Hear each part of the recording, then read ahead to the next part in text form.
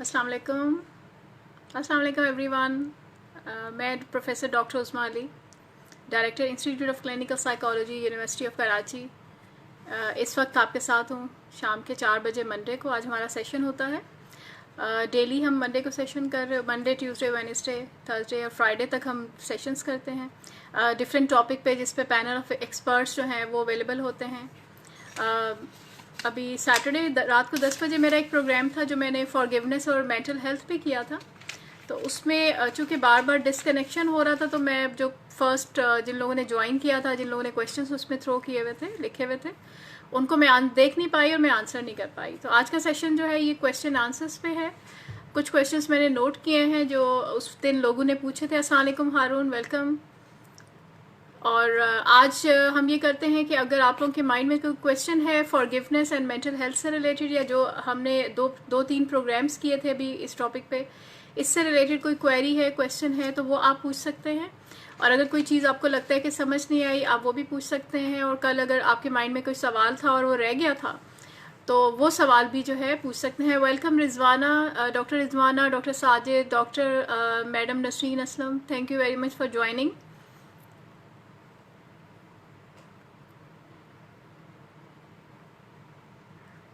तो थोड़ा सा हम वेट करते हैं ताकि कुछ लोग और ज्वाइन कर लें, तो फिर हम ये सेशन जो है हम स्टार्ट कर लेते हैं इसको। अच्छा, फॉरगिवनेस, कुछ लोगों ने जैसे फर्स्ट जब हमने प्रोग्राम किया था तो काफ़ी ज़्यादा वो इंटरेक्टिव था, काफ़ी लोगों ने उसमें अपने कमेंट्स का इजहार किया था। और फिर लेटर ऑन फॉरगिवनेस में हमने बात की, हमने उसकी मिस की बात की कि मिस क्या अटैच है फॉरगिवनेस के साथ। इसके अलावा जो है रूल्स क्या होते हैं फॉरगिवनेस के, लोग क्या समझते हैं और क्यों फॉरगिवनेस नहीं कर पा रहे होते हैं, रीजंस क्या होते हैं उसके, और कौन सी ऐसी पास्ट नेगेटिव इमोशंस होते हैं वो अटैच होते हैं। ये सैटरडे को हमने उस पर बात की थी कि फॉरगिवनेस क्यों ज़रूरी है और किस का फ़ायदा है फॉरगिव करने में। हमने इस पे भी बात की, और हमने ये भी बात की कि फॉरगिवनेस का जो प्रोसेस है साइकोथेरेपी के अंदर वो क्या होता है, थेरेपिस्ट किस तरह से फैसिलिटेट करता है। क्योंकि जब हमारे पास बहुत सारे क्लाइंट्स आ रहे होते हैं मेंटल हेल्थ प्रॉब्लम्स के साथ, तो उसमें बहुत दफ़ा ये रीज़न ये होता है कि होल्ड ऑन किया होता है नेगेटिव इमोशन को, लेट गो कर नहीं पा रहे होते, क्योंकि आपका जो अनकॉन्शियस माइंड है उसको छोड़ नहीं रहा होता, ये आपके लिए आपको डिफ़िकल्ट लगता है। तो अभी भी इसी तरह के कुछ सवाल हैं जो हमारे पास आए हैं, जिसमें से एक किसी जी अमीनुल्लाह हारून वांट टू सेशन। जी हम देखते हैं सेशंस के लिए मैं कैसे टाइम थोड़ा सा मैं निकाल पाती हूँ या नहीं इंडिविजुअल सेशन के लिए। लेकिन हमारी फैकल्टी में से कुछ लोग हैं जो इंडिविजुअल सेशंस ले रहे हैं, अगर आप कहें तो मैं उनके साथ आपके सेशंस अरेंज कर सकती हूँ। ओके, अच्छा, सवाल की हमने बात की थी, कुछ लोगों ने ये पूछा था how to reduce anger and revenge, forgiveness is very difficult and how to prepare our self. जी, फॉरगिवनेस बहुत मुश्किल है। तो जिन पार्टिसिपेंट ने ये सवाल किया था, तो वो चाह रहे हैं कि अपने एंगर को रिड्यूस कर लें और रिवेंज जो है उसको छोड़ दें या उसको रिड्यूस कर लें। तो जब हम फॉरगिवनेस की बात कर रहे हैं, तो फॉरगिवनेस के पीछे जो है एट द बैक अगर हम देखें तो नेगेटिव इमोशन में एंगर होता है, क्योंकि बहुत दफ़ा ऐसा होता है कि लाइफ में आप अपने एंगर को एक्सप्रेस नहीं कर रहे होते। जी वालेकुम सलाम, इंस्टीट्यूट ऑफ क्लिनिकल साइकोलॉजी से नाम नहीं लिखा हुआ जिन भी हमारे पैनल ऑफ एक्सपर्ट ने या किसी ने ज्वाइन किया है। तो नॉर्मली ये होता है कि हम फॉरगिव नहीं कर पा रहे होते हैं, हमने अपने एंगर को होल्ड किया होता है, या बहुत दफ़ा ऐसा होता है कि जिन लोगों पे हमें गुस्सा आता है हम उन पे अपने गुस्से का इजहार नहीं करते या हम एक्सप्रेस नहीं करते, हम इस पोजीशन में नहीं होते कि उसको एक्सप्रेस कर सके। और कभी कभार ऐसा होता है कि गुस्सा हम एक्सप्रेस कर भी देते हैं, लेकिन फिर भी हमारे अंदर कुछ ना कुछ ऐसा नेगेटिव इमोशन रह जाता है जो हमें छोड़ नहीं रहा होता, और जिसकी वजह से फिर आगे की जो हमारी लाइफ होती है वो पूरी डिस्टर्ब हो जाती है। तो उसमें एंगर मैनेजमेंट टेक्निक जो मैंने जिक्र किया था, इस पे हमारा डॉक्टर हिना इमरान का एक प्रोग्राम है जिन्होंने एंगर मैनेजमेंट पे किया था, उसको मैं शेयर कर दूंगी ताकि वहाँ से आप एंगर मैनेजमेंट की जो टेक्निक्स हैं वो लर्न कर सकें। तो जब हम वेलबींग की बात जब कर रहे होते हैं, जब हम ये कहते हैं कि आप हेल्दी और हैप्पी और एक मेंटल हेल्थ के साथ अपनी लाइफ गुजारें, तो उसमें बहुत सारी चीज़ों पे हमें काम करने की ज़रूरत होती है। हमारी पर्सनालिटी के डिफरेंट एस्पेक्ट्स होते हैं, उन पे हमें काम करने की ज़रूरत है, जिसमें हमें स्ट्रेस को भी मैनेज करना है, अगर एंजाइटी है तो फिर उससे भी मैनेज करना है, डिप्रेशन को भी मैनेज करना है, अगर नेगेटिव थिंकिंग है तो नेगेटिव थिंकिंग को भी हमें रीवायर करना है या रीबिल्ड करना है, या फिर हमें उसे पॉजिटिव की तरफ या रैशनल थिंकिंग की तरफ जो है हमें उसको लेके जाना होता है।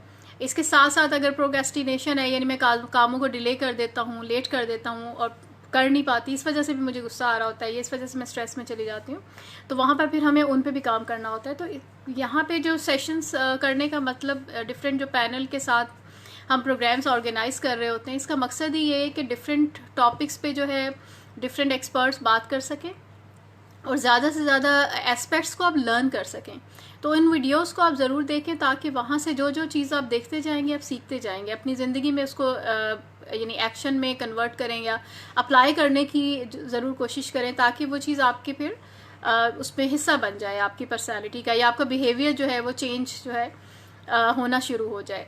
तो अगर हमें ये लग रहा है कि मैं एंगर को लेट गो कर दूंगा, रिवेंज को छोड़ दूंगा, फॉरगिवनेस जो है मुश्किल है और ये चीज़ कर लेने से मैं ज़्यादा बेहतर ज़िंदगी गुजार सकता हूँ, तो बिल्कुल इसके लिए एफर्ट्स कीजिए। लेकिन जब हम फॉरगिवनेस की बात कर रहे हैं तो बेसिकली हम एंगर को ही छोड़ने की बात कर रहे हैं, या एंगर के साथ साथ जो सैडनेस की फीलिंग है या कोई और इमोशन है, गिल्ट हो सकता है उसमें, रिवेंज हो सकता है, आपकी कुछ और ऐसी नेगेटिव इमोशंस हैं वो हो सकते हैं। तो हम सब उन सारे ही इमोशन को जो है हम छोड़ने की बात करते हैं, लेट गो करने की बात करते हैं, अपनी ज़िंदगी को तब्दील करने की हम बात कर रहे होते हैं। तो फॉरगिवनेस के बगैर जो है आप पॉजिटिव लाइफ की तरफ जा नहीं पाते, क्योंकि अगर आपने होल्ड किया होता है एंगर, तो बार बार आपको वापस पास्ट में जो है वो लेके चला जाता है, क्योंकि आपकी कोई ना कोई मेमोरी जो है वो ट्रिगर होती है। आपको अभी किसी एक बात पे गुस्सा आया, और अगर आपने पीछे जो आपके इमोशंस थे या पीछे जो आपकी नेगेटिव जितने भी इवेंट्स गुजरे हैं उससे रिलेटेड जो फीलिंग्स थी, अगर आपने उसको चेंज नहीं किया या उसको लेट गो नहीं किया है,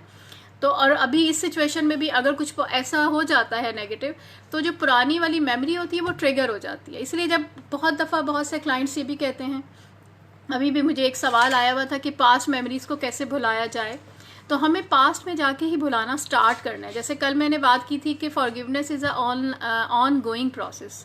ऑन गोइंग का मतलब ये है कि हमें करते रहना होता है। जिस तरह से हम अपने घर को रोज़ाना साफ़ करते हैं, हम और अपनी जो चीज़ें होती हैं उसको रोज़ाना साफ़ करते हैं, हम ये पूरा दिन हम 5 वक्त की इबादत करते हैं ताकि हम अल्लाह ताला से भी करीब रहें, अपनी रूह को भी साफ़ रखते हैं।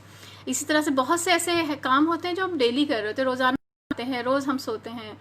अगर हमारे सर में कभी दर्द हो जाता है तो उसके लिए हम गोली ले लेते हैं। वो ऐसा नहीं होता कि एक दफ़ा गोली ले ली तो वो सारी ज़िंदगी के लिए काम जो है वो आएगी। तो लाइफ में भी बहुत दफ़ा ऐसा होता है कि हम बहुत सारे काम काज ऐसे कर रहे होते हैं, हमारे इमोशंस किसी न किसी स्ट्रेसफुल इवेंट की वजह से, वाक़ये की वजह से, किसी की बात की वजह से अप एंड डाउन इमोशंस में आता रहता है। तो उसमें हमें फॉरगिवनेस भी साथ साथ जो है हमें करते रहना होता है, हमें चीज़ों को दरगुजर साथ साथ ही करते रहना होता है। तो अगर हम आदत बना लेते हैं इस चीज़ की और सोच लेते हैं कि मैंने थोड़ा सा क्वाइट हो जाना है, अगर मुझे गुस्सा भी आया तो मैंने कुछ देर के लिए उस जगह को छोड़ देना है, या अगर मुझे गुस्सा आ गया है तो मैंने उस वक्त जो है उसको बात नहीं करनी है, ताकि गुस्से में मैं कुछ गलत बात ना कह दूं या ऐसे अल्फाज ना बोल दूं जो दूसरे को हर्ट कर जाएं।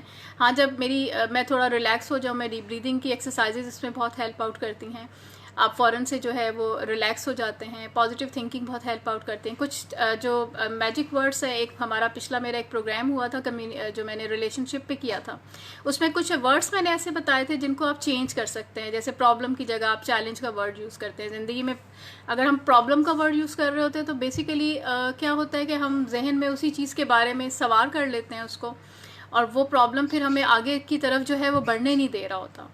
और अगर हम चैलेंज की बात करते हैं तो हमारे अंदर जो एक क्यूरोसिटी है, एक्साइटमेंट है, वो हमें लीड कर, या मोटिवेशन है, वो हमें उस चैलेंज को एक्सेप्ट करने के लिए, उस चैलेंज के अंदर जाने के लिए, मुकाबला करने के लिए, कोप करने के लिए मोटिवेट करती है, और फिर हम उस चीज़ को बेहतर तरीके से हम कर लेते हैं। जी, यहाँ पे कुछ सवाल, verbal abuse and relationship, I feel self blame for overall situation. जी आफरीदी यूनिस साहब, ये कल मैंने जो बात की थी, अब मेरा कल वाला प्रोग्राम देखिएगा। सेल्फ ब्लेम पे ही हमने बात की थी कि सेल्फ ब्लेम जब हम कर रहे होते हैं तो किस तरह से हम उसको फॉरगिव करेंगे। जब आप, बहुत दफ़ा ऐसा होता है कि आप कुछ ना कुछ वर्बली किसी को अब्यूज़ कर देते हैं और बाद में फिर आपको पछताना होता है, तो उसमें जो हमारा कम्युनिकेशन पैटर्न है उसे हमें तब्दील करने की ज़रूरत होती है कि कौन से ऐसे अल्फाज हैं जो हम अपनी डेली लाइफ में हमें नहीं बोलने चाहिए, कौन से ऐसे अल्फाज होते हैं जो दूसरों को हर्ट कर देते हैं। हमें ऐसे अल्फाज का जो इस्तेमाल करना चाहिए, या ऐसे अल्फाज हम चूज़ करें बोलने के लिए जो दूसरे को हर्ट ना करें। या बहुत दफ़ा ऐसा होता है हम दूसरे पे जो अपने कानून होते हैं या अपने असूल होते हैं, जो हमारी बाउंड्रीज़, हम बहुत दफ़ा ऐसा होता है कि अपने असूल और प्रिंसिपल्स जो होते हैं हम दूसरे पे लागू कर देते हैं कि वो हमारी मर्ज़ी के मुताबिक जो है वो चले। जो भी आपका फैमिली मेम्बर, घर का अफराद है जिसके साथ वर्बल अब्यूज़ अगर आपने किया है, या दूसरे पर्सन को सम टाइम ये भी होता है कि हम मौका नहीं दे रहे होते उसकी बात कहने का या सुनने का। तो हमें अपने अंदर क्या करना है, हमें गुड लिसनर बनना है, हमें मौका देना है ताकि दूसरा जो है वो भी अपनी बात जो है वो कन्वे कर सके, ताकि हमें उसकी इंटेंशन के बारे में या वो किस वजह से उसने ऐसा किया हमें पता चल सके। और साथ साथ जब हम किसी भी घर के अंदर रहते हैं और रिलेशनशिप पे जब हम बात कर रहे होते हैं, तो घर के अंदर रिलेशनशिप को मेंटेन करने के लिए हमें जो है कहीं ना कहीं कंप्रोमाइज़ जो है हमें करना होता है। हमें ये भी देखना है कि घर के अंदर हमारी एक हिरार्की क्या है, यानी हर घर के अंदर एक हिरार्की होती है। कुछ आपके पेरेंट्स होंगे, उसके बाद आप हैं अगर आप कपल हैं, या अनमैरिड अगर हैं तो पेरेंट्स होंगे, सिबलिंग्स होंगे, कोई सिबलिंग बड़ा होगा, कोई सिबलिंग जो है छोटा होगा। तो बचपन से अभी तक हमारा दीन भी हमें सिखाता है, और जो अभी हमारी जो सोसाइटी से भी हमने ये सीखा है कि बड़े और छोटे का जो एक लिहाज है, या बड़े और छोटे का जो एक रिस्पेक्ट है घर के अंदर, और एक एज अ ह्यूमन बीइंग भी हम किस तरह से दूसरे की जो है रिस्पेक्ट कर सकते हैं। जब हम अपनी वैल्यूज़ को कंसिडर करते हैं, हम रिस्पेक्ट करते हैं, रिस्पेक्ट करके हम बात करते हैं, अपनी बात भी कन्वे करते हैं, दूसरी की बात भी सुनते हैं, और फ्रीडम भी देते हैं, फ्रीडम ऑफ चॉइस हम देते हैं कि अगर किसी दूसरे की मर्ज़ी क्या है, घर का जो भी काम काज है, या करियर के बारे में अगर कोई बात है, या अगर आप पेरेंट है तो चिल्ड्रन की जो ब्रॉटअप कैसे करना है, रेयरिंग कैसे करनी है, उसके बारे में अगर हम बात कर रहे हैं, तो हम वहाँ पर म्यूचुअल अंडरस्टैंडिंग के साथ जो है लाइफ के अंदर डिसीजन जो हैं वो सेट करते हैं, बाउंड्रीज सेट करते हैं। बाउंड्रीज़ का मतलब है कि अगर कोई काम जो है वो मैं खुद तो कर रहा हूँ, लेकिन मैं चाहता हूँ कि मेरे बच्चे, वो गलत काम है और मेरे बच्चे ना करें, तो ऐसा पॉसिबल नहीं है। अगर मैं समझता हूँ कि ये काम गलत है, या ये काम जो है नेगेटिव इम्पैक्ट लेकर आएगा मेरे ऊपर या मेरे घर में किसी के ऊपर, और फ़ायदा नहीं होगा उस काम करने का, या पर्सनालिटी वाइज वो या बिहेवियर वाइज वो चीज़ माशरे के अंदर एक्सेप्टेबल नहीं है, तो अगर मैं चाहता हूँ कि मेरे बच्चे वो काम ना करें, तो फिर सबसे पहले मुझे उनके लिए रोल मॉडल बनना है। मैं खुद अपने उस बिहेवियर को तब्दील जब तक नहीं करूँगी या नहीं करूँगा, तब तक मेरे बच्चे उस चीज़ को सीखेंगे नहीं, क्योंकि बच्चे जो हैं वो देख के सीखते हैं, वो जो देखते हैं वो वही कर रहे होते हैं, क्योंकि उनके सामने जो है मॉडल तो पेरेंट्स ही होते हैं। तो इस चीज़ को सिखाने के लिए, बाउंड्रीज सेट करने के लिए हमें खुद भी करना होता है, फिर हमें साथ में बच्चों को भी सिखाना होता है, फैमिली। इसी तरह से पार्टनर्स के साथ भी अगर हम बात कर रहे हैं कि अब्यूज़, वर्बल अब्यूज़ है, तो बहुत दफ़ा वर्बल अब्यूज़, फिज़िकल अब्यूज़ की वजह से जो है रिलेशनशिप स्पेशली जो है वो ख़राब होते हैं, क्योंकि जहाँ पर रिस्पेक्ट नहीं है, जहाँ पर एक्सेप्टेंस नहीं है, केयर नहीं है, लव नहीं है, वहाँ पर जो है रिलेशनशिप जो है वो मेंटेन नहीं रहता उस तरह से जैसा आप चाह रहे होते हैं, वैसा जो है रिलेशनशिप नहीं होता। तो उसके लिए फिर हमें अपने अंदर जो है तब्दीली जो है हमें लानी होती है, हमें अपने कम्युनिकेशन पैटर्न को जो है वो हमें चेंज करना होता है। इसके लिए भी अगर आप जाएंगे, जो रिलेशनशिप का मेरा प्रोग्राम मैंने काफ़ी डिटेल में किया था कि क्या क्या क्या पैटर्न्स होते हैं, किस किस तरह से जो है हम अपने शिफ्ट कर सकते हैं, अपने बिहेवियर को चेंज कर सकते हैं, वो आप ज़रूर देखिएगा, ताकि वहाँ से फिर आपको काफ़ी ज़्यादा हेल्प मिल जाएगी। सेल्फ़ ब्लेम, अगर आपने अब्यूज़ किया है और सेल्फ़ ब्लेम अपने आपको कर रहे हैं, तो यहाँ पर फिर एक्सेप्टेंस की ज़रूरत है। जो मैंने कल जो मेरा प्रोग्राम था उसमें मैंने बताया था कि प्रोसेस ऑफ फॉरगिवनेस क्या होता है। उसमें सबसे पहले अंडरस्टैंडिंग जो है स्टेज होती है, उसके बाद अंडरस्टैंड करने के बाद जो है एक्सेप्टेंस की स्टेज होती है। जब तक हम एक्सेप्ट नहीं करते हैं हमारे अंदर तब्दीली नहीं आती। अगर हम एक्सेप्ट कर लेते हैं कि मैंने ये गलत किया है, ये बिहेवियर जो है ये पॉजिटिव नहीं है, इस बिहेवियर की वजह से जो है मेरे ताल्लुकात ख़राब हो रहे हैं, तो इसका मतलब है कि वो बिहेवियर जो है उसको मुझे रिकग्नाइज़ करना है और मुझे एक्सेप्ट करना है, और उसको ठीक है मैं एक दफ़ा एक्सप्रेस कर दूँ, और उसके बाद जो है मैं देखूं कि मुझे इस एक्सप्रेशन के बाद क्या कॉन्सिक्वेंसेस जो हैं भुगतने पड़े हैं। अगर मैं किसी दूसरी तरह इस बिहेवियर को एक्सप्रेस करता हूं तो फिर मेरे क्या कॉन्सिक्वेंसेस होंगे। तो बहुत दफ़ा ऐसा होता है ज़िंदगी में जो हमारे बिहेवियर चेंज आता है वो हम अपने कॉन्सिक्वेंसेस से लर्न करते हैं, यानी जो नताइज हैं हम उससे लर्न करते हैं।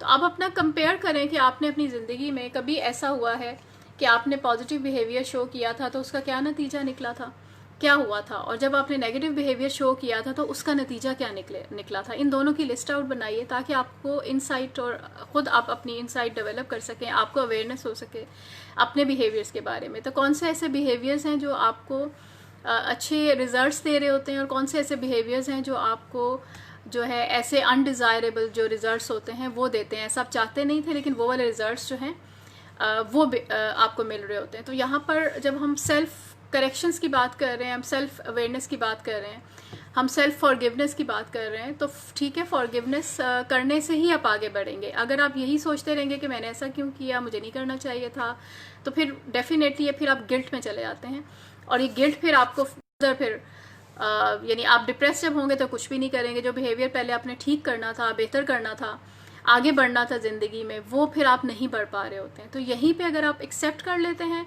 और उसको एक्सप्रेस करने के बाद कॉन्सिक्वेंसेस देखते हैं और फिर देखते हैं कि मैं कैसे इसे बेहतर कर सकता हूँ। ये कल जब मैं प्रोसेस मैंने बताया था तो उसमें मैंने ये भी बताया था कि सबसे पहले अंडरस्टैंडिंग की स्टेज है जिसमें हम इंसाइट हम ला रहे होते हैं, फिर एक्सेप्टेंस की स्टेज है जिसमें हम अपनी हमें लगता है कि ठीक है मुझसे अगर गलती हुई है तो मुझे, या मैंने कुछ भी ऐसा एंगर या कुछ भी नेगेटिव इमोशन रखा है तो मुझे उसे चेंज करना है, मुझे उसे लेट गो करना है। और उसके बाद जब मैं एक्सेप्ट कर लेता हूँ उस चीज़ को तो फिर मैं एक्सप्रेस करता हूँ उन तमाम नेगेटिव चीज़ों को, ताकि एक दफ़ा मेरे सामने वो पिक्चर जो है क्लियर होके आ जाए। थेरेपिस्ट के होते हुए नॉर्मली थेरेपी में हम ये सब कर रहे होते हैं, तो वो पिक्चर जब क्लियर सामने आ जाती है तो फिर हम ये देखते हैं कि पॉजिटिव बिहेवियर कैसे हो सकता है, क्या इसमें पॉजिटिव एस्पेक्ट क्या था, लर्निंग क्या थी, किस तरह से मैं वो गलती दोबारा से ना दोहराऊं ताकि आगे आने वाला जो मेरा दिन है या मोमेंट है वो प्लेजेंट हो सके, वो पॉजिटिव हो सके। तो वहाँ से मैं चूज़ कर लूँगी। चॉइसेस की भी हमने बात की थी कि फॉरगिवनेस इज़ अ चॉइस। वहाँ से आपने चूज़ कर लेना कि कौन सी पॉजिटिव चीज़ें थी, कौन सी लर्निंग्स थी जो आपने आगे अपनी ज़िंदगी में साथ लेके जानी है, और किन चीज़ों को यहीं पे छोड़ देना है और फिर आगे बढ़ जाना है। जितना ज़्यादा अगर आप देखें, जब आप सफ़र पे जाते हैं तो क्या करते हैं आप, नॉर्मली वही चीज़ें लेके जा रहे होते हैं ना जिन चीज़ों की ज़रूरत होती है। आप उन चीज़ों को तो नहीं लेके जा रहे होते जो उस सफ़र पे जाने के लिए आपको ज़रूरत नहीं है। तो लाइफ जो है ये एक जर्नी है। इसमें भी देखिए कि आगे आने वाली हमारी डिफरेंट स्टेजेस हैं इस लाइफ की ना। जैसे एक आपकी चाइल्डहुड की स्टेज होती है या पैदा आप होते हैं, इन्फेंट की स्टेज होती है, उसके अलग तकाजे होते हैं, वो जर्नी बिल्कुल डिफरेंट होती है जिसमें आप डिपेंडेंट होते हैं। फिर आप एक सेकंड स्टेज आती है जब आप स्कूल जाना शुरू हो जाते हैं, टीचर से भी लर्न करते हैं, आप अपने पेरेंट्स से भी लर्न कर रहे होते हैं, और वहाँ से फिर बहुत कुछ सीखते जाते हैं और पास्ट की चीज़ें आप वहीं छोड़ देते हैं।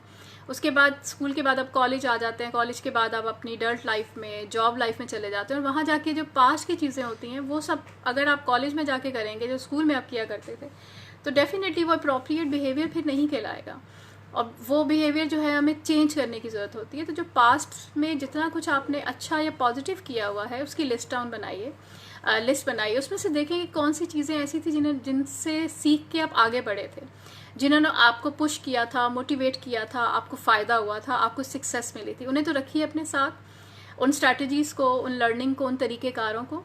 लेकिन आपको जो लग रहा है कि जिन चीज़ों की वजह से आपने नुकसान उठाया था उनको वहाँ से आपने डिलीट करना है, उनको छोड़ना है वहाँ से, क्योंकि अब आप मैच्योरिटी की तरफ जा रहे हैं। अगर आप अभी कॉलेज में हैं या जॉब कर रहे हैं तो कल को आगे आपने बीइंग अ मदर या फादर अपने बच्चों को भी आपने रेयर करना है, उनकी परवरिश करनी है, और फिर देन लेटर आपने लाइफ की तरफ या अपने करियर की तरफ जाना है। तो हमने अपनी वही चीज़ें या वही ज़्यादा राह जिसे हम कहते हैं हमें साथ लेके जाना है अपने आगे आने वाली स्टेज पे या आगे आने वाली जर्नी पे, जिसकी हमें वहाँ पे ज़रूरत होगी। और बहुत दफ़ा ये भी होता है कि जो आने वाला टाइम होता है उसके बारे में हमें इतनी नॉलेज नहीं होती, हमें पता नहीं होता, और बहुत सी हम मिस्टेक्स भी कर जाते हैं, या नई सिचुएशन होती है, हमें नहीं पता होता कि उसमें क्या क्या हमें सामने से चैलेंजेस आ जाएंगे और हमें कैसे उसको हैंडल करना होगा। तो उसमें मिस्टेक हो सकती है, आप उन्हीं से सीखेंगे जो अभी आपने मिस्टेक्स की होंगी, तो वहीं से फिर आप लर्न करेंगे ना कि क्या दूसरा तरीक़ेकार या कौन सी दूसरी कोपिंग मैं अपना लूँ ताकि ये वाली मिस्टेक से या ये जो नताइज मुझे अभी मिले हैं मैं इनसे बच सकूँ। तो हर जो डेवलपमेंटल स्टेज है लाइफ की, वहाँ पे कुछ ना कुछ आप जो है सीखते जाते हैं और लर्न करते जाते हैं, और ये एक लाइफ लॉन्ग जो है प्रोसेस होता है। और इसमें हमें हर अपनी जो मेच्योरिटी की एज है उसके साथ साथ ही हमें अपनी चीज़ों को अडॉप्ट करते जाना होता है। और बहुत से ऐसी चीज़ें जो माजी में हमने सीखी तो थी, लेकिन वो उस स्टेज के मुताबिक तो सही थी, लेकिन अब चूँकि हम बड़े हो गए तो अब वो हमें उस हद तक फ़ायदा जो है वो नहीं देंगी, तो उसे हमें तब्दील करने की ज़रूरत है। तो जब आप इस तरह से एनालिसिस अपना खुद करेंगे और ये देखेंगे कि अब इस स्टेज पे कौन सी चीज़ों की आपको रखने की ज़रूरत है, कौन से ऐसे इमोशंस हैं जिनको आप रखें, अपने साथ लेके चलें, वो आपको खुशी देते हैं, आपको मोटिवेट करते हैं, आपको कॉन्फिडेंट जो है शो कराते हैं, या उसकी वजह से जो है कॉन्फिडेंट रहते हैं, उन चीज़ों को अपने साथ रखिए। लेकिन ऐसी चीज़ें जो आपको लगता है कि आपको जस्ट आपका टाइम वेस्ट करती हैं या आप उसकी वजह से स्ट्रेस में आ जाते हैं, उनको छोड़ दीजिए, उनको लिस्ट आउट करें और उसको वहाँ से जो है आप जो है अपनी लाइफ से निकालना जो है स्टार्ट करें। इसके लिए कॉन्शियस जो है डिसीजन जो है आपने खुद लेना है। जब ये चेंज जो है आना जो है स्टार्ट होगा, और जब आपको लगता है कि ठीक है डिफ़िकल्टी है, तो वहाँ पे फिर आप प्रोफेशनल हेल्प ले सकते हैं, और अपने अंदर जो है वो चीज़ों को, उन स्ट्रैटेजीज़ को आप वीडियोस के थ्रू जो है सीख सकते हैं। इसमें एक वीडियो डॉक्टर हिना ने एक प्रोग्राम करवाया था कि how to rebuild your negative emotion into positive. आप वो वाला वीडियो देख सकते हैं। एक प्रोक्रेस्टिनेशन पे प्रोग्राम है, डॉक्टर सोबिया ने कराया था। एक मोटिवेशन का प्रोग्राम है जो मैंने करवाया था, आप वो वाली वीडियो भी ज़रूर देखें। उसमें ये बताया हमने कि किस तरह से आप अपनी मोटिवेशन को जो है बढ़ा सकते हैं। अपने जो वेल फॉर्म गोल्स, क्या आपकी ज़िंदगी के कौन से गोल्स ऐसे होते हैं जो आपको आगे की तरफ लेके जाते हैं, या गोल्स किस तरह से बनाने चाहिए, कैसे गोल्स को अगर आप बनाएंगे, स्मार्ट गोल्स बनाएंगे, तो वो आगे बढ़ने में आपको हेल्प करेंगे या सक्सेस की तरफ जो है आपको लेके जाएंगे। तो वो वीडियो जो मोटिवेशन से है उसका लिंक भी मैं शेयर कर दूंगी, वो भी आप देखिएगा। तो यहाँ से फिर आपका जो लाइफ है वो इजी होना जो है वो स्टार्ट हो जाती है।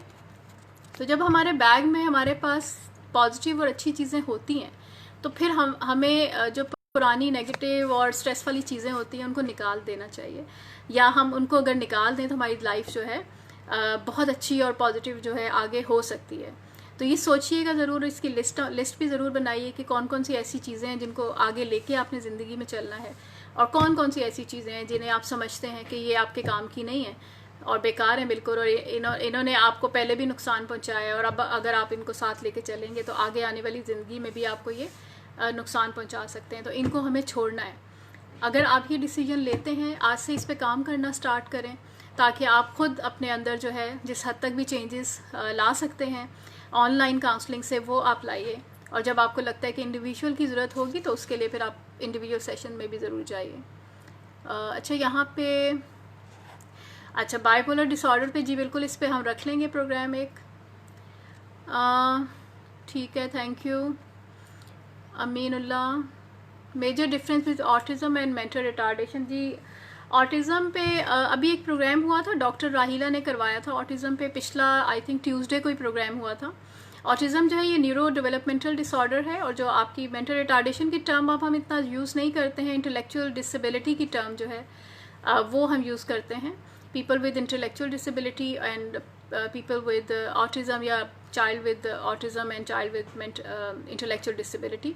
तो इसमें ये होता है कि जो ऑटिज़म है ये एक डेवलपमेंटल डिसऑर्डर है जिसके अंदर जो है कम्युनिकेशन या रेसिप्रोकल कम्युनिकेशन जो है वो नहीं होती है।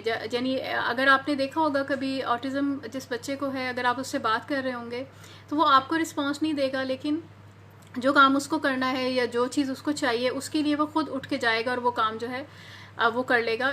और चूंकि उसकी रेसिप्रोकल स्पीच डेवलप नहीं होती है, स्पीच वहाँ पे डिले होती है, तो बहुत दफ़ा ऐसा होता है वो कम्युनिकेट जो है वो नहीं कर पा रहे होते। जब कम्युनिकेशन नहीं करते हैं तो उसके साथ साथ फिर जो है उनकी आगे फिर इंटेलेक्चुअल जो यानी जो एकेडमिक डिफ़िकल्टीज़ हैं वो भी आती हैं, स्पीच में भी उनका प्रॉब्लम आ रहा होता है, और साथ उनके कुछ बिहेवियर्स ऐसे होते हैं जो सोशली जो है आप इनअप्रोप्रिएट लग रहे होते हैं। फॉर एग्जांपल आई कांटेक्ट जो है, बहुत दफ़ा ऐसे बच्चे जो हैं आई कांटेक्ट जो है वो नहीं करते, या फेमिलियर जो लोग होते हैं उनके साथ तो वो रह जाते हैं, या कम्युनिकेट फिर भी कर लेते हैं। जो स्ट्रेंज लोग होते हैं उनके साथ वो अनकम्फर्टेबल फील कर रहे होते हैं, या नई जो ऐसी जगह होती हैं जो उनके लिए अनकम्फर्टेबल कुछ जगह होती हैं, या कुछ प्लेसेस ऐसी होती हैं, कुछ साउंड्स ऐसी होती हैं, नॉइसेस होती हैं जिनकी वजह से वो अनकम्फर्टेबल जो है हो जाते हैं। बेसिकली सेंसरी जो मोडालिटी है वो उसमें सेंसिटिविटी उनकी बढ़ जाती है, या इंटीग्रेशन हमें फिर पैदा करने की ज़रूरत होती है। और कुछ बच्चे जो हैं, जो ऑटिज़म जिन बच्चों को डेवलपमेंटल प्रॉब्लम होता है, उनका आईक्यू जो है या इंटेलिजेंस जो है वो कम होती है। कुछ बच्चे जो हैं वो उनकी ठीक होती है इंटेलिजेंस। तो इंटेलिजेंट जो है ये इंटेलेक्चुअल डिसेबिलिटी, ये एक अलग डिसऑर्डर है, अलग डोमेन है या एक कंडीशन है, जिसमें जो आप ऐसा बच्चा जिसका एवरेज से कम आईक्यू होगा, एज कम होगी, यानी सोचने समझने की जो सलाहियत होती है एक बच्चे की, यानी 8 साल का बच्चा है तो उसकी मेंटल एज भी 8 साल के बच्चे के बराबर होनी चाहिए। लेकिन अगर इंटेलेक्चुअल की जो मेंटल एज है या सोचने समझने की, पढ़ने की जो सलाहियत है, वो उस 8 साल के बच्चे से कम होगी, या अपनी उम्र से वो तकरीबन 2 साल जो है वो, या कम अज़ कम 2 साल जो है वो पीछे होगा, तो हम कहेंगे ये बच्चा जो है इसमें इंटेलेक्चुअल डिसेबिलिटी का इसको प्रॉब्लम है। तो ऐसे में बहुत दफ़ा ऐसा होता है कि वो फिर जो सोशल अडेप्टिव फंक्शनिंग होती है उसकी, यानी एक सोसाइटी के अंदर रहते हुए डेली फंक्शनिंग जो उसने करनी होती है, या रोज़मर्रा के जो डेवलपमेंटल काम उसने करने होते हैं, वो उन कामों को थोड़ा देर से सीखता है। अगर आप अपॉर्चुनिटी प्रोवाइड करते हैं तो एक बच्चा अगर जिसकी नॉर्मल एवरेज आईक्यू के साथ है, वो बच्चा अगर 2 दफ़ा सिखाने पे सीख जाता है, तो जिसका आईक्यू थोड़ा कम होगा, माइल्ड होगा या मॉडरेट होगा, डिफरेंट रेंजेस इसमें होती हैं, माइल्ड है, मॉडरेट है, सीवियर है, प्रोफाउंड होती है, तो उसमें वो उसको सीखने में प्रॉब्लम होगी, या डिफरेंट तरीके से वो सीखेगा, या उसको सीखने में टाइम ज़्यादा लगेगा। और ऐसे में सम टाइम ये भी होता है कि जिन बच्चों में स्पीच का इशू भी होता है, या कुछ बच्चों के साथ जो है अदर प्रॉब्लम्स भी होते हैं, जैसे अटेंशन हाइपर एक्टिव यानी अटेंशन डेफिसिट डिसऑर्डर भी साथ में हो जाता है, या कुछ ब्रेन में कुछ बच्चों में सेरेब्रल पाल्सी पे भी एक प्रोग्राम हमारा फ्राइडे को हुआ था, अगर आप थोड़ा जानना चाहते हैं तो वहाँ से भी देख सकते हैं। डिसऑर्डर के साथ या ब्रेन में प्रॉब्लम होता है, कोई ना कोई एरिया इफेक्ट होता है, जिसकी वजह से भी फिर उनकी इंटेलेक्चुअल जो है डिसेबिलिटी आ रही होती है, और वो अपनी उस तरह से काम का जो एक नॉर्मल एवरेज आईक्यू के साथ जो बच्चा जल्दी कर लेता है, इनको थोड़ा टाइम ज़्यादा लगता है, या इनके लिए स्पेशल एजुकेटर्स या स्पेशल जो साइकोलॉजिस्ट होते हैं जिन्होंने बच्चों के साथ स्पेशलाइज किया होता है, उनको रिहेबिलिटेट जो है वो करते हैं, ताकि वो उन चीज़ों को अपनी स्पीड, अपनी जो मेंटल उनकी एज है उसके मुताबिक जो है वो सीख सकें। तो और इसके अलावा भी स्पेशल हम इन बच्चों को कहते हैं कि इनके अंदर कोई ना कोई टैलेंट अल्लाह ताला ने जब दुनिया में भेजा है, तो उन्होंने हर इंसान के अंदर कोई ना कोई पोटेंशियल या कोई ना कोई यूनिकनेस जो है रखी है, तो कोई ना कोई यूनिक टैलेंट्स जो हैं वो होते हैं। तो उसमें फिर ये होता है कि जो साइकोलॉजिस्ट होता है वो उसकी असेसमेंट करता है, असेसमेंट में फिर वो आइडेंटिफाई करता है कि इसके क्या यूनिक नीड्स क्या हैं इसकी, और उन यूनिक नीड्स के मुताबिक जो है फिर उसका जो है रिहेबिलिटेशन प्लान बनाया जाता है, और वो चीज़ें उसको सिखाई जाती हैं।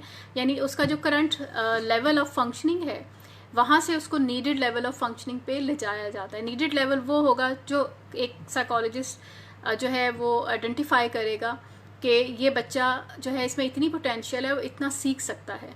तो फिर जो सीख सकता है उसके लिए फिर वो उसके लिए डिफरेंट टेक्निक्स होती हैं। बिहेवियरल थेरेपी मोस्टली इसमें हम बच्चों के साथ यूज़ करते हैं, और वो उन थेरेपी से जो है बच्चों को यानी कुछ ना कुछ उनकी लर्निंग होती है, और फिर वो आगे जो है बढ़ते हैं अपनी लाइफ में।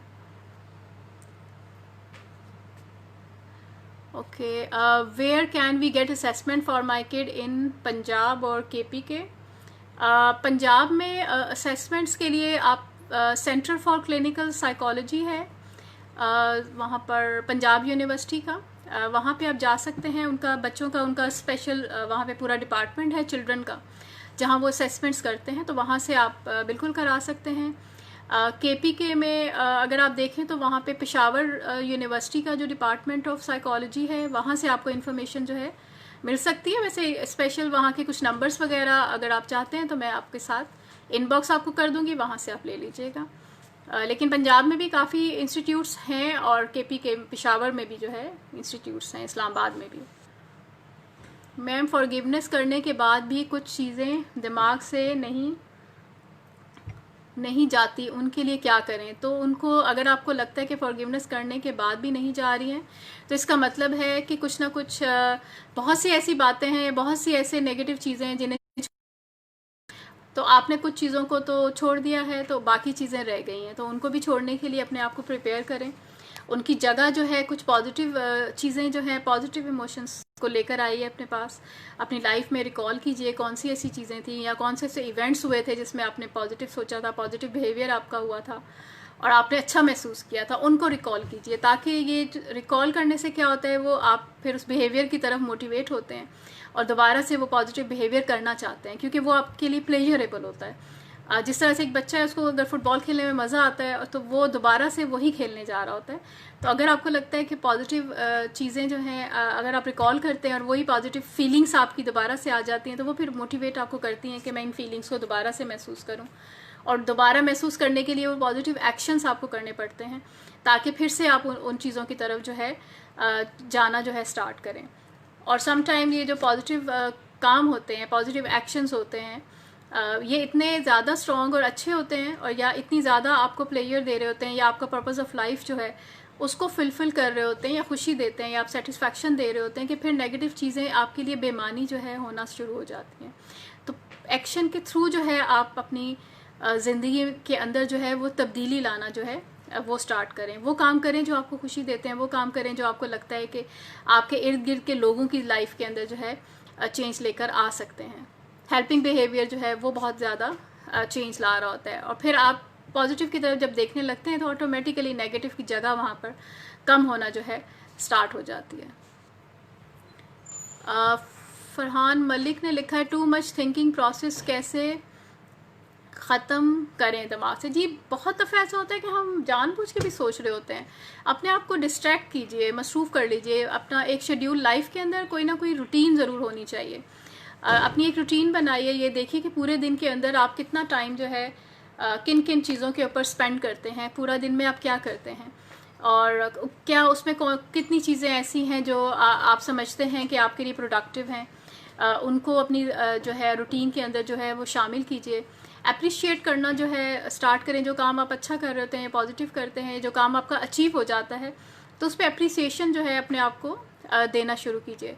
जब आप प्रॉपरली अपना शेड्यूल बनाएंगे, उसके अंदर आप अपनी जो डिफरेंट लाइफ के डोमेन्स हैं उनको भी आइडेंटिफाई कर लें। प्रायोरिटीज़ क्या है आपकी ना, क्योंकि लाइफ में बहुत दफ़ा ऐसा होता है हम किसी एक ही चीज़ की तरफ हम चले जाते हैं, एक ही चीज़ के पीछे पड़ जाते हैं, तो फिर हर वक्त हम उसी चीज़ के बारे में जो है सोचते रहते हैं। उसमें अगर कुछ नेगेटिव हो जाता है तो हमारा दिमाग, तो लाइफ में प्रायोरिटीज़ को सेट कीजिए। प्रायोरिटी का मतलब है कि आपकी फैमिली आपकी प्रायोरिटी हो सकती है, आपकी जॉब जो है वो आपकी प्रायोरिटी हो सकती है, आपकी जो हेल्थ है वो आपकी प्रायोरिटी है, आपकी जो कोई और ऐसी आपके पसंद की कोई काम काज ऐसे हो सकते हैं जो आप करना चाहते थे या करना आपको अच्छा लगता है, खुशी देता है, वो आपकी प्रायोरिटी हो सकती है। तो इन चीज़ों को प्रायोरिटी जब आप सेट करेंगे तो इन सभी प्रायोरिटी को देखते हुए फिर आप एक टाइम लाइन जो है वो सेट कीजिए कि आपको जो डिफरेंट प्रायोरिटीज़ हैं आपकी लाइफ की, डिफरेंट टास्क हैं आपके, इनमें से किसको कितना टाइम आपको जो है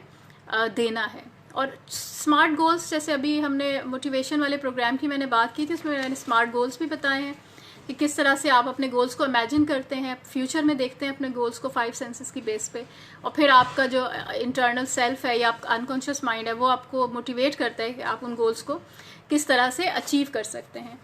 तो उन प्रोग्राम्स को भी उसको आप ज़रूर देखिएगा, वहाँ से आपको काफ़ी हद तक जो है हेल्प मिलेगी पॉजिटिव चीज़ों की तरफ जाने के लिए।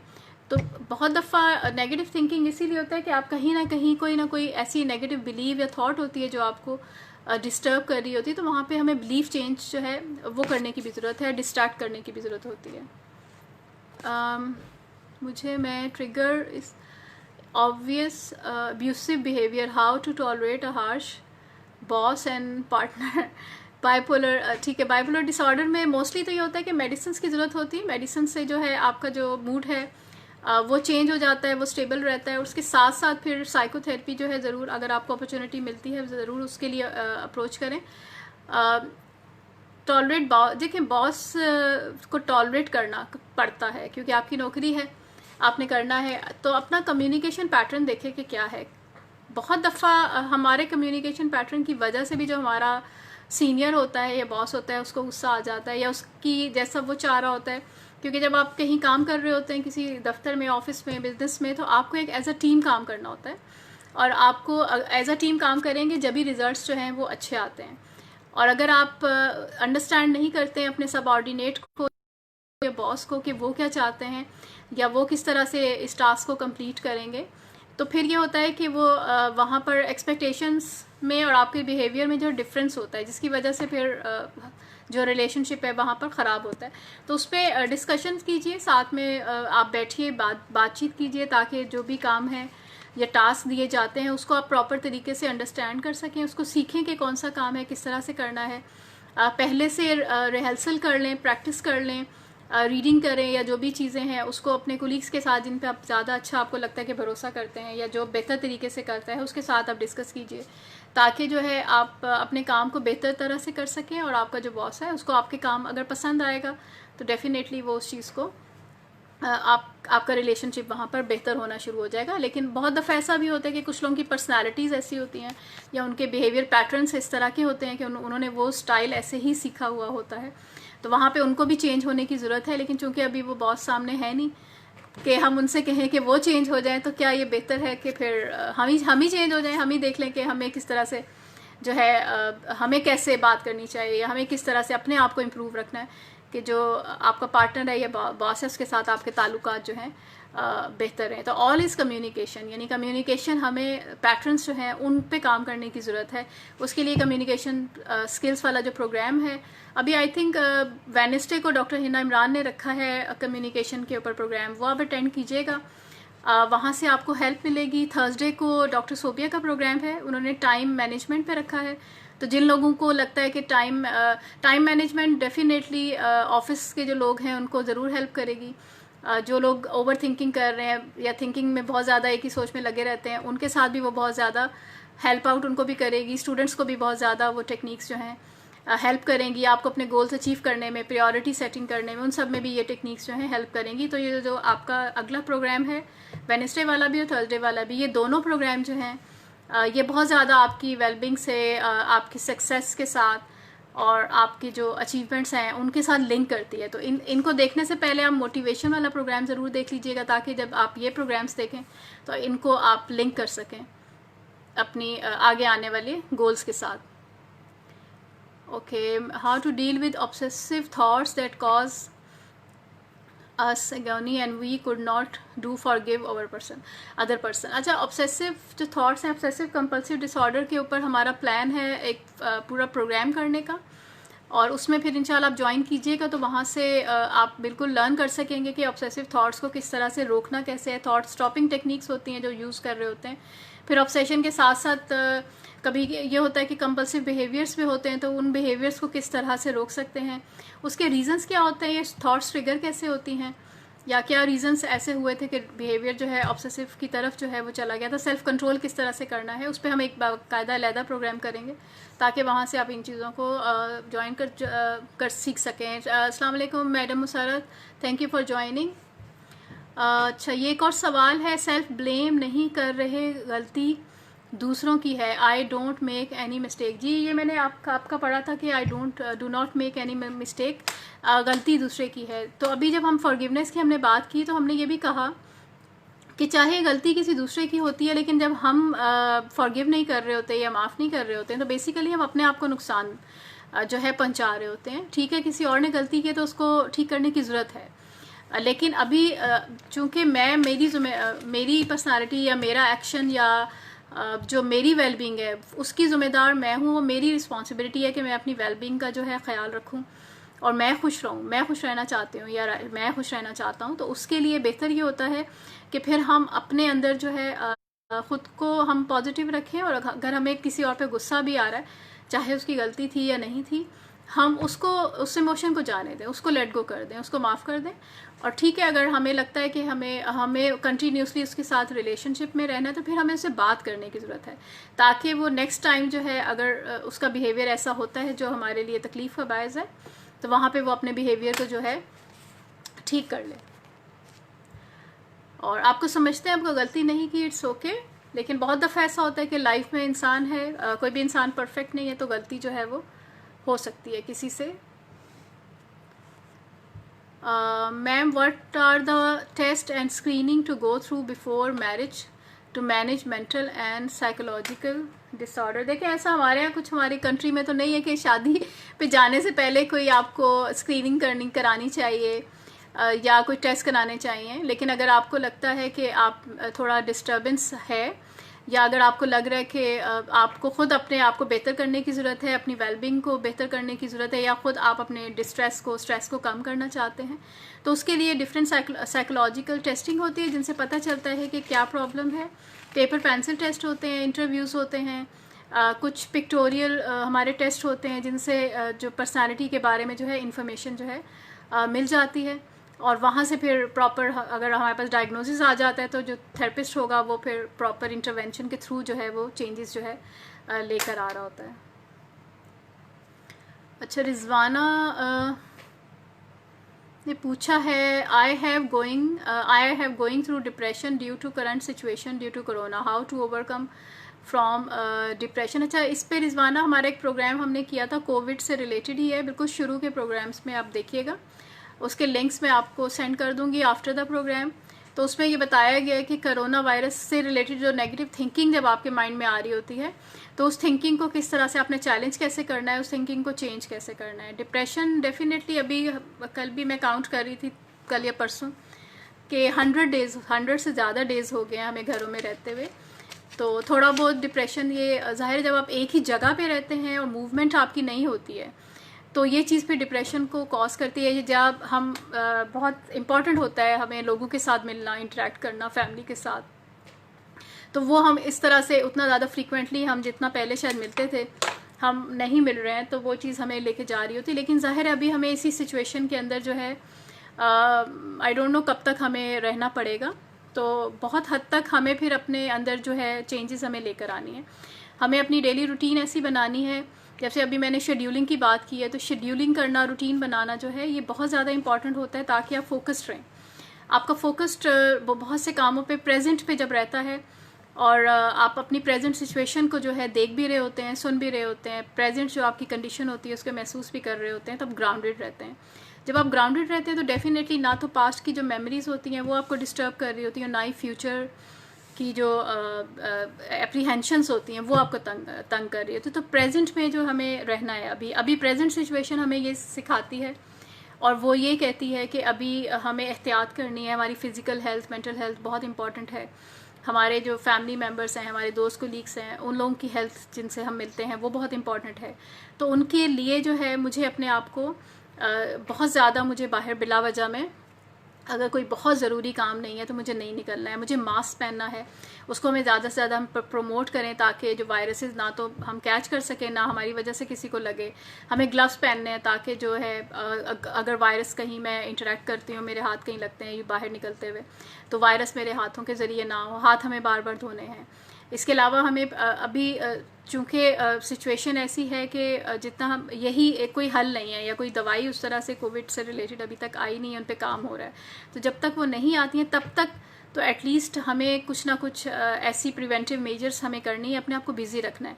अच्छा, इसमें एक फ़िज़िकल जो एक्टिविटीज़ होती हैं, ये मैंने खुद भी, हम पढ़ा भी है, हमने किताबों में पढ़ा है, रिसर्च भी हम कर चुके हैं इस पर। खुद मेरा पर्सनल एक्सपीरियंस भी है, मुझे खुद घर में रहते हुए भी ज़ाहिर है 100 डेज़ हो गए हैं। तो आपने खुद भी नोट किया होगा कि जब आप फिज़िकल एक्टिविटी करते रहते हैं, एक्सरसाइज करते हैं, वॉक करते हैं, तो आप हेल्दी रहते हैं, क्योंकि उसमें आपके जो ब्रेन है उसके अंदर कुछ ऐसे न्यूरोट्रांसमीटर जो है वो प्रोड्यूस होते हैं या वो ट्रिगर होते हैं जो आपको प्लेजर की तरफ लेके जाते हैं, आपको हैप्पीनेस की तरफ ये लेके जाते हैं, आपके मूड को बेहतर कर देते हैं।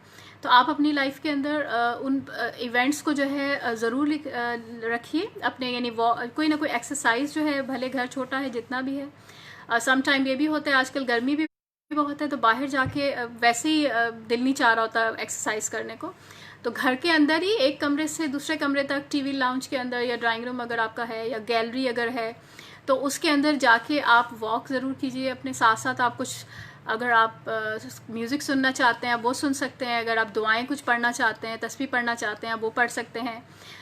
बहुत दफ़ा ऐसा होता है, सूरह रहमान पे भी काफ़ी लोगों ने उस पर भी देख रही थी कि सूरह रहमान जो है वो सुनाई गई, जिन लोगों को एंजाइटी कोविड से रिलेटेड जो है प्रॉब्लम्स भी हुए थे तो उनको फ़ायदा हुआ। तो आपका एक बिलीव होता है कि आपको कौन सी चीज़ ऐसी है जो आपको खुशी दे रही होती है।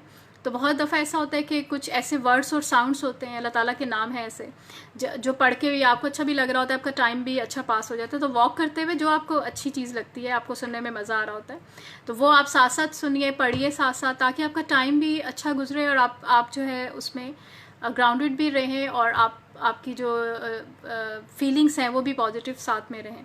ये तो एक हो गया जो आपको हेल्दी रखता है। स्लीप बहुत इंपॉर्टेंट है कि टाइमली जो है आप अपनी, जब आप डेफिनेटली अपनी रूटीन एक बना लेंगे तो आपकी नींद भी अच्छी हो जाएगी, क्योंकि आपको पता है कि इतने से इतने बजे तक आपने जागना है, आपने ये काम काज करने और फिर इतने से इतने बजे एक्सरसाइज करनी है और फिर आपने अपनी साउंड स्लीप जो है वो लेनी है, वो ज़रूर रखिए। और इसके अलावा डिप्रेशन को कम करने के लिए पॉजिटिव थिंकिंग जो है वो बहुत इंपॉर्टेंट है। जितना आप नेगेटिव सोचते हैं, अपने आप को नेगेटिव चीज़ों में इंडल्ज रखते हैं, जितनी तवज्जो आप नेगेटिव चीज़ों को देते हैं, उसके बजाय जो है आप अपने प्रेजेंट पे फोकस रखें, ताकि क्योंकि प्रेजेंट अभी आपके सामने है, आपके हाथ में है, वो आप कंट्रोल कर सकते हैं ना, वहाँ पे आपका कंट्रोल है। तो जो चीज़ आपके कंट्रोल में है उसको तो बेहतर आप कर सकते हैं, जो आपके कंट्रोल में नहीं है, आउट ऑफ कंट्रोल है, उसको बेहतर करना मुश्किल है।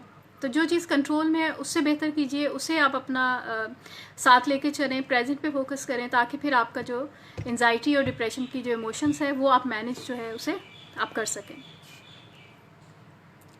और बाकी डिप्रेशन पे भी मेरा एक प्रोग्राम है, पीछे अगर आप चले जाते हैं वीडियो सेक्शन में, अगर आप क्लिक करते हैं इसी पेज पे जाके ऊपर लिखा हुआ आ रहा होगा वीडियोस, उसको आप क्लिक करेंगे तो नीचे सारी वीडियोस जो हैं टाइटल्स के साथ जो हैं आ जाएंगी। इसमें डिप्रेशन का प्रोग्राम भी है, एंजाइटी का प्रोग्राम भी है, कोविड एंजाइटी से रिलेटेड भी प्रोग्राम है, नेगेटिव को पॉजिटिव कैसे करें वो भी है, रिलेशनशिप पे भी प्रोग्राम है, मोटिवेशन पे भी है, प्रोक्रेस्टिनेशन पे भी है। तो वो जो प्रोग्राम आप देखना चाहते हैं उनको ज़रूर देखिए, ताकि वहाँ से आपकी लर्निंग हो सके।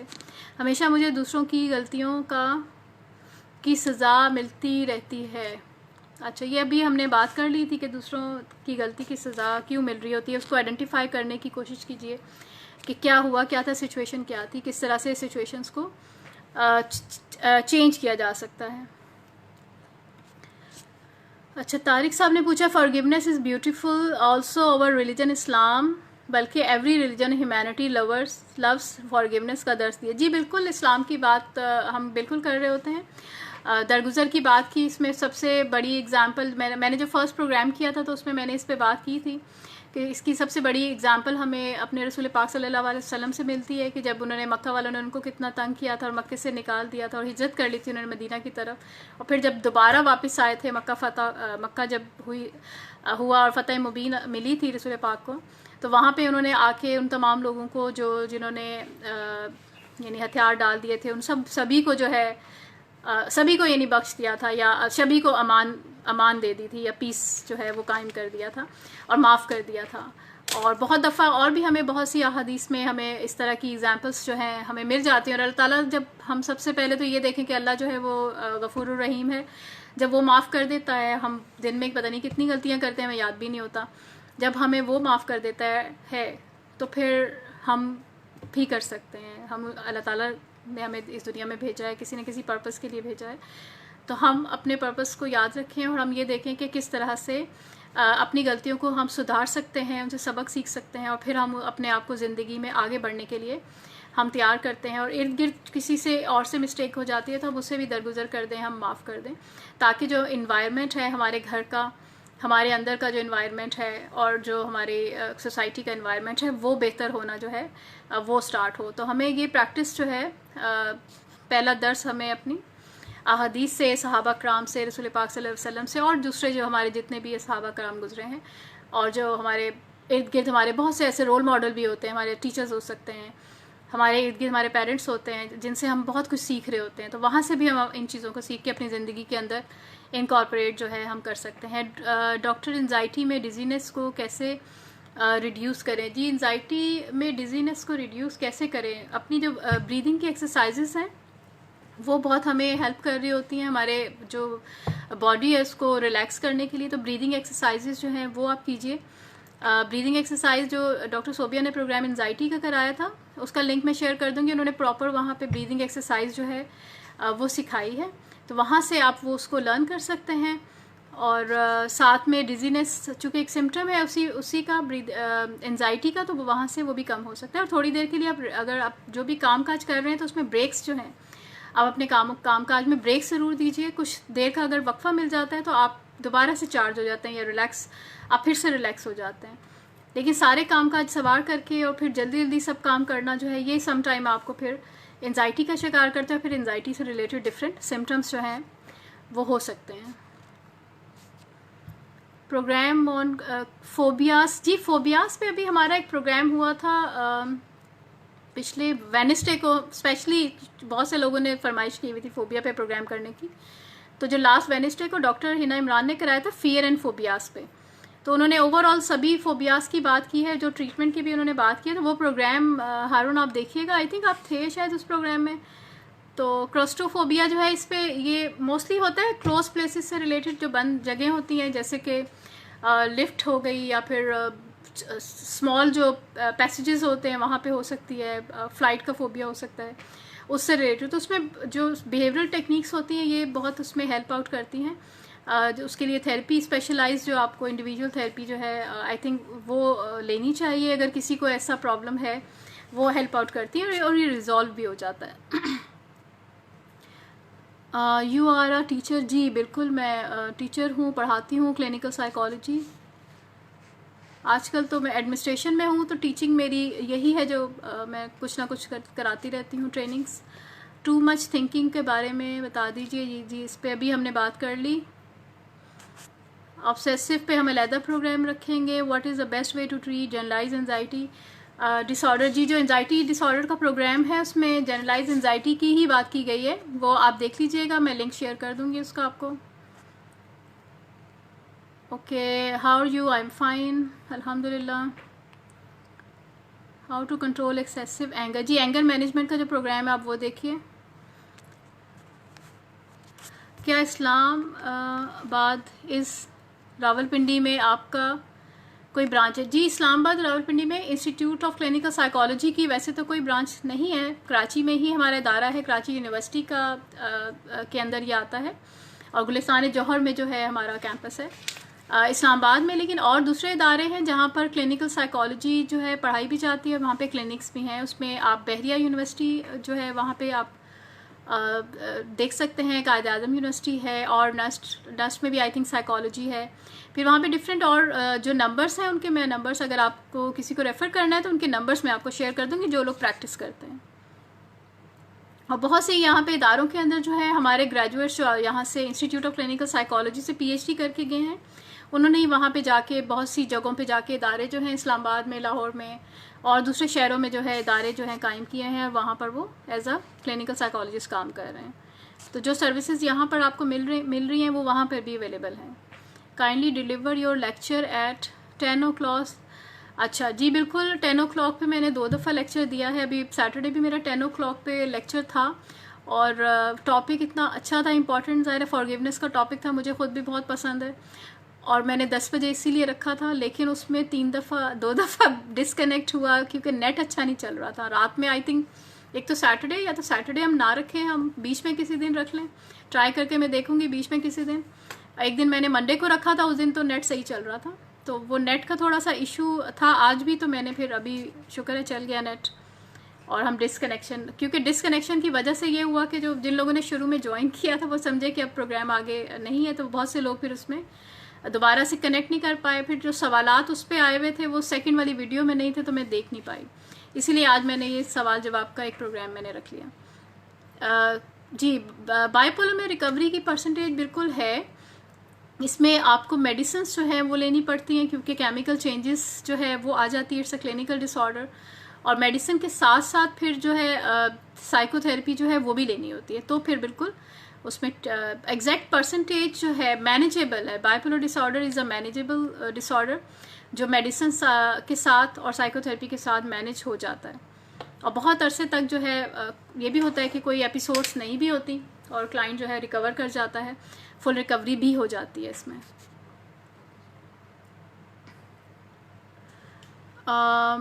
ठीक है, आपकी गाइडेंस की वजह से मैंने काउंसलिंग स्टार्ट की है और I am so thankful to you and doctor Nab, बहुत बहुत शुक्रिया। अल्लाह ताला आपको और सेहत दे और आप हमेशा खुशियाँ दे और आप खुश रहें। 10 years old, autism, ADHD, mental intellectual disability, we don't get any assessment करा लेना मेरे ख्याल से बेहतर होता है। अभी आजकल जो है बहुत से इदारे, क्योंकि बच्चे स्कूल भी नहीं जा रहे और बहुत से जो हमारे ऐसे इदारे हैं जहाँ पर बच्चों की असेसमेंट हो रही होती है, क्योंकि वहाँ पे क्लोज इंटरेक्शन होता है बच्चों के साथ, ऑब्जर्वेशन भी होती है, फिर पेपर पेंसिल टेस्ट भी हम असेस कर रहे होते हैं, तो बहुत सी जगहों पे भी असेसमेंट हो नहीं रही। तो जैसे हालात ठीक हो जाते हैं तो फिर आप जो है असेसमेंट करवा सकते हैं। लेकिन ऑनलाइन काउंसलिंग के लिए या ऑनलाइन कंसल्टेशन के लिए मैं आपको लिंक प्रोवाइड कर सकती हूँ, ताकि कंसल्टेशन आप कर लें। उसमें पेरेंट्स के साथ डिफरेंट इंटरव्यूज़ जो है थेरेपिस्ट करते हैं, ताकि वहाँ से वो गाइडेंस दे सके जाना है। तो इसमें ट्यूसडे वाला प्रोग्राम हमारा होता है जो डॉक्टर राहिला करती हैं, she is a special educator. उन्होंने अभी प्रोग्राम एक किया भी था ऑटिज़म पे, वो आप प्रोग्राम, पिछला प्रोग्राम आई थिंक ऑटिज़म पे ही था जो उन्होंने लास्ट ट्यूसडे को किया था, वो आप देख लीजिएगा। और कल उनका प्रोग्राम है 4 बजे, तो कल के प्रोग्राम में भी आप वहाँ पे उनसे क्वेश्चंस जो है कर सकते हैं, या फिर उनके नंबर्स में आपको असेसमेंट के लिए जो क्लिनिकल साइकोलॉजिस्ट के मैं आपको नंबर्स दे सकती हूँ। ओके, कैसे मेंटली शार्प हुआ जाए in sense of wisdom, any specific literature please tell us. जैसे विजडम की जब हम बात कर रहे हैं तो विजडम एक तो हमारी जो इंटेलिजेंस है ये बाय बर्थ होती है, अल्लाह ताला हमें, उसने हमें दी है इंटेलिजेंस। बहुत सारी पोटेंशियल्स के साथ हम दुनिया में आते हैं, और बहुत दफ़ा है कि हम मेच्योर होते हैं अपनी लर्निंग से। ज़िंदगी में हम रीडिंग करते हैं, हम पढ़ते हैं, तालीम हासिल करते हैं, तालीम के सीखा होता है उन चीज़ों को हम इनकॉर्पोरेट करते जाते हैं अपनी लर्निंग के अंदर। वहाँ से फिर हमारा का जो दुनियावी प्रोसेस है या लर्निंग प्रोसेस है वो हमें फिर हेल्प आउट करते हैं आगे हमारी डिसीजन मेकिंग को बेहतर करने के लिए। तो इसमें मैं चेक करूँगी, अगर कोई मुझे अच्छा लिटरेचर मिलता है जो आपके लिए फ़ायदेमंद हो सकता है तो वो फिर मैं आपको उसके लिंक्स जो हैं मैं पेज पे शेयर कर दूँगी। और बहुत दफ़ा ऐसा होता है आप अच्छे लेक्चर्स अटेंड करते हैं, अपने मेंटोर से सीखते हैं, असातिज़ा से सीखते हैं और लर्न कर रहे होते हैं। बहुत सी बुक्स ऐसी भी हैं जो आपने, हमारे औलिया कराम बहुत सारे अच्छे गुजरे हैं जिनकी किताबें पढ़ के आप बहुत कुछ सीख रहे होते हैं, हदीस से आप बहुत कुछ सीखते हैं। कुरान पाक सबसे बड़ी एग्जांपल है, अगर उसको तर्जमे के साथ आप पढ़ना शुरू करते हैं तफसीर के साथ, तो वहाँ से भी आपको जो ओरिजिनल एक मटेरियल होता है ना, जो जिसमें फैब्रिकेशन इतनी नहीं होती है, तो वो मटेरियल अगर आपको चाहिए होता है, या आपको एक न्यूट्रल पॉइंट ऑफ व्यू चाहिए, या जो क्रिएटर जिसने दुनिया में भेजा है अगर उसकी किताब आप पढ़ते हैं, तो वहाँ से आपको बेहतरीन जो मैक्सिमम जो अच्छा लिटरेचर है या अच्छी इन्फॉर्मेशन जो है बेसिकली वहाँ से आपको मिलती है। और वहाँ से अगर आप साथ साथ कुछ तफसीर भी पढ़ते जाते हैं तो जो चीज़ें आपको लगता है कि मुश्किल हैं, समझ नहीं आ रही, तो वो अंडरस्टैंड फिर आप जो है करना जो है शुरू हो जाते हैं। लेकिन बहुत दफ़ा अगर आप इंटरनेट पे जाते हैं तो नेट के ऊपर बहुत ज़्यादा मटेरियल होता है, उसमें से भी कुछ मटेरियल ऐसा होता है जो नहीं इतना ऑथेंटिक होता है, कुछ बहुत ऑथेंटिक मटेरियल भी होता है लेकिन कुछ नहीं भी होता उस तरह से ऑथेंटिक मटेरियल। तो सम टाइम हम मिसगाइड भी हो जाते हैं, तो किसी आप अपने असातिज़ा से, टीचर से भी हेल्प ले सकते हैं। यहाँ पे मैं भी आपको शेयर कर दूँगी material. Friends relatively older age, okay, how we become happy please guide, okay, tolerate method please guide. Happy रहने के लिए, खुश रहने के लिए क्या तरीक़ेकार होना चाहिए, इस पर तो बहुत सारे मैं प्रोग्राम कर चुकी हूँ। मैं अपने हर प्रोग्राम में बात करती हूँ। हाउ टू बिकम हैप्पी वाला मेरा प्रोग्राम है, शुरू में मैंने किया था। खुश रहने के लिए आपने सोचना ये है कि क्या मैं खुश रहना चाहती हूँ। अच्छा, खुश रहने के लिए मैं क्या ऐसा करूँ कि मैं खुश रहूँ, कौन सी ऐसी चीज़ें हैं, टास्क हैं, काम हैं जो आपको खुशी देते हैं, उन्हें आइडेंटिफाई करने की ज़रूरत है।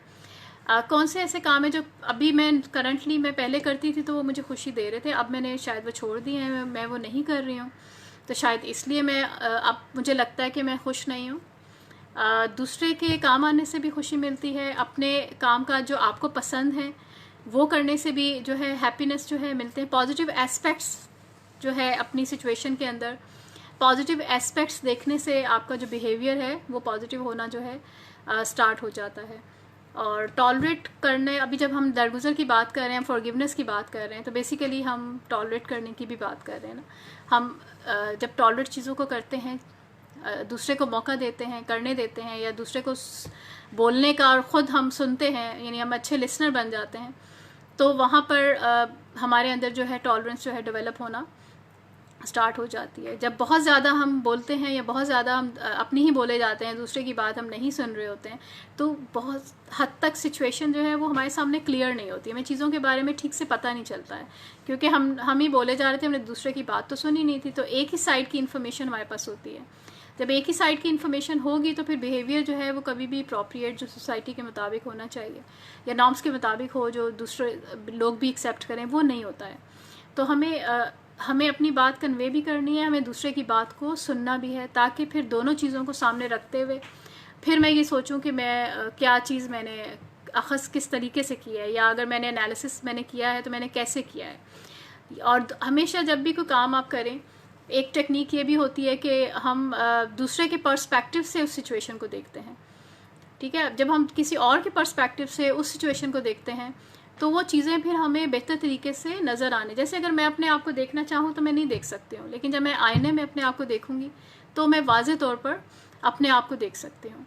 तो मेरे को अंडरस्टैंड करने के लिए मुझे अपनी जगह को तब्दील करना जो है वो ज़रूरी है। मैं दूसरे एंगल पे जाके या दूसरे की जगह पे जाके किसी और कि उस पे जाके मैं देखना जब स्टार्ट करूँगी तो डेफिनेटली फिर मेरे अंदर टॉलरेंस भी आएगी, सब्र भी आएगा, पेशेंस भी आएगी, मैं चीज़ों को फॉरगिव करने के लिए भी रेडी हो जाऊँगी, और फिर मैं उन चीज़ों को बेहतर तरीके से परसीव भी कर सकूँगी। तो चीज़ों को हमें डिफरेंट एंगल से देखने की, जब हम देखना शुरू करते हैं, दूसरे के पॉइंट ऑफ व्यू को सुनते भी हैं और दूसरे की जगह पे जाके उसकी नज़र से भी जब देखना शुरू करते हैं, तो टॉलरेंस जो है डेवलप होना स्टार्ट होती है। खुश कैसे रह सकते हैं घर का मैं पीपल भाई है, आजकल डर खौफ भी बहुत है। जी, बाहर ज़्यादा, अच्छा मुझे ऐसा लग रहा है बाहर ज़्यादा नहीं जा रहे, डर खौफ है, तो थोड़ा सा डर जो है वो होना अच्छा है, थोड़ा सा, बहुत ज़्यादा नहीं, इतना कि जो आपको आपकी एहतियात का जो बिहेवियर एक है, या एहतियात करने के लिए जो स्ट्रैटेजीज बताई गई हैं उनके लिए आपको तैयार रखें और रेडी रखें। तो इतना खौफ है, लेकिन अगर आप घर के अंदर बैठे हुए हैं और आप पूरी तरह से एहतियात कर रहे हैं और कुछ ऐसा नहीं कर रहे जिसमें आपको वायरस की वजह से, अगर आपने लिखा है कि वायरस लग सकता है, तो फिर डरने की ज़रूरत नहीं है। बाकी ज़िंदगी मौत अल्लाह ताला के हाथ में है, जिसने जब जो चीज़ होनी है वो होनी है। लेकिन हमारा काम क्या है कि हम अपने आप को जो हमारी ज़िम्मेदारी ये है कि हम अपने आप को कोशिश करें कि हम खुश रखें, हैप्पी रखें, और हम अपनी चीज़ों को जो एहतियात हमें करनी चाहिए हम वो करें, ताकि हम जो है महफूज रह सकें तमाम जो खौफ ख़तरे हैं, खौफ है या बीमारियां हैं उनकी वजह से। और अगर कभी बीमारी आ भी जाती है तो उसके लिए बहुत सारी टिप्स हैं, या डॉक्टर्स हैं वो बताते हैं, तो डॉक्टर्स के पास जा सकते हैं बिल्कुल इलाज के लिए। और बिला वजह का खौफ, हम खुद अपने आप को कहते रहते हैं कि मुझे ये डर है, हम अपने अल्फाज भी हमें चेंज करने की ज़रूरत है कि हम अपने आप को ये कहना छोड़ दें। फॉर एग्ज़ाम्पल एक छोटी सी, बहुत दफ़ा ऐसा होता है कि हम अपने बच्चों को कहते हैं कि बच्चा ये फ़लानी चीज़ नहीं खाता है, और लोग भी बैठे होते हैं और दूसरे लोग भी, और सम टाइम हम बार बार इस तरह से बोलते रहते हैं। जब हम कहते हैं कि वो ये नहीं खाता है या वो ये काम नहीं करता है, तो उसके जहन में हम क्या बिठा रहे हैं, हम उस काम के लिए हम उसको एवर्स कर रहे हैं, या उस काम के लिए हम उससे दूर कर रहे हैं कि वो ये काम करने के लिए नहीं करता है। तो डेफिनेटली उसके जहन में ये सोच आ सकती है ना कि मैं तो ये काम नहीं करता, वो उसके लिए सोचने के लिए रेडी नहीं होगा। और जब हम ये कहते हैं कि मुझे हर वक्त डर लगता रहता है, तो क्या होता है कि मैं अपने अंदर जो मेरा फोकस है वो पूरा का पूरा मेरा डर की तरफ है। तो मुझे अपना फोकस चेंज करने की ज़रूरत है। अगर मैं अपने आप को ये कहूँगी कि मैं जो हूँ रिलैक्स हूँ, I am relax, I am peaceful, I am relax, I am peaceful, तो मेरा फोकस कहाँ है? मेरा फोकस जो है रिलैक्स की तरफ चला गया है, पीस की तरफ चला गया है। और ये वर्ड्स कहने से और इस टोन के साथ, आई एम रिलैक्स, इस टोन के साथ कहने के साथ भी मैं अपने आप को रिलैक्स फील करना शुरू कर देती हूँ, और फिर मेरा जो फोकस है वो मेरी रिलैक्सेशन की तरफ जाता है, रादर देन कि मेरा फोकस जो है एंजाइटी की तरफ या डर की तरफ जाए। आई एम सिक्योर, अगर मैं घर पे हूँ तो मैं सिक्योर हूँ, मैं ठीक हूँ, मैं हिफाजत के अंदर हूँ। अगर मैं अपने आप को ये कहना शुरू करती हूँ, स्टेटमेंट्स देना स्टार्ट करती हूँ, सजेशंस देना शुरू करती हूँ, तो मैं अपने आप को बेहतर जो है फील करती हूँ। तो इसमें आप जो प्रोग्राम है एंजाइटी का, जो अगर वीडियोस में जाएंगे तो लास्ट मंथ का आई थिंक रमज़ान का प्रोग्राम था एंजाइटी का, उसमें रिलैक्सेशन के बारे में सिखाया गया है, आप वो भी देखें जाके, ताकि वहाँ से फिर उन टेक्निक्स को आप अप्लाई कर सकते हैं। Thank you Maria, Tahir, doctor Akshay, thank you for watching our programme. I think questions मैंने तकरीबन सारे ही डील कर लिए। टाइम आई डोंट नो कितना हो गया है, मुझे कुछ और, हाँ 5 बज गया, देखा टाइम हो गया जाने का। मैं अपना कुछ काम कर रही थी जो छोड़ के फिर जल्दी से मैं प्रोग्राम में आ गई। तो थैंक यू फॉर वॉचिंग कि आप लोगों ने ज्वाइन किया आज के प्रोग्राम को। और आगे भी कल का प्रोग्राम होगा इंशाल्लाह, डॉक्टर राहिला करेंगी, और आगे भी बड़े इंटरेस्टिंग प्रोग्राम्स हैं, तो उनको भी ज़रूर अटेंड कीजिएगा और शेयर ज़रूर करें, ताकि जो इन्फॉर्मेशन है जो आपने सीखा है ये आगे दूसरे लोगों तक भी जाए, उनको भी फ़ायदा हो।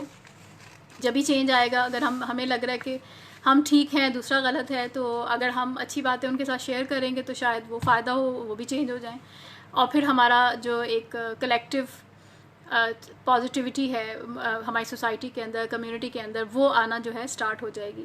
तो शेयरिंग ज़रूर कीजिएगा, दूसरों को बताए। अगर आप दूसरों को बताते भी हैं जो आपने सीखा है, तो उससे क्या होता है कि आप रेनफोर्स होते हैं, यानी हर अच्छा काम करने के बाद उसको रिपीट करना जो है वो हमें रेनफोर्स करता है, और वो काम फिर हमें याद भी हो जाता है, और वो स्टेप्स भी हमें याद हो जाते हैं। जिस तरह से जब हम बचपन में हम पढ़ते थे और सीखते थे, और फिर सीखने के बाद हम उसको 2-3 दफ़ा अपने दोस्तों के साथ हम सुनाते भी थे, पेरेंट्स के साथ कभी सुना दिया या शेयर कर दिया, या अगर आप स्पोर्ट्स में भी जाते हैं तो एक काम सीखने के लिए हमें बार बार करना पड़ता है। तो अगर आप अपनी विजडम को, नॉलेज को बढ़ाना चाहते हैं, अपनी स्किल्स को बढ़ाना चाहते हैं, तो जो नॉलेज आपको मिली है एक मीडियम के थ्रू, एक्सपर्ट्स के थ्रू, तो उनको रिपीट करें। आप नोट्स बना सकते हैं उसमें अपने जो आपने लर्न किया है, और फिर आप रिपीट करें, ताकि रिपीट करने से ये होगा कि वो चीज़ें आपको याद हो जाएंगी, और फिर आहिस्ता आहिस्ता आप उन चीज़ों के आदी होते जाते हैं, और फिर वो आपके बिहेवियर के अंदर जो है, आपकी पर्सनैलिटी में वो चीज़ें, यानी वो पैटर्न्स जो हैं, वो बिहेवियर्स जो हैं, वो शामिल हो जाते हैं, और इस तरह ग्रेजुअली जो है चेंजेस जो हैं वो आना शुरू होती हैं। Thank you very much. इंशाल्लाह फिर मिलेंगे होपफुली मंडे को। अल्लाह हाफिज़।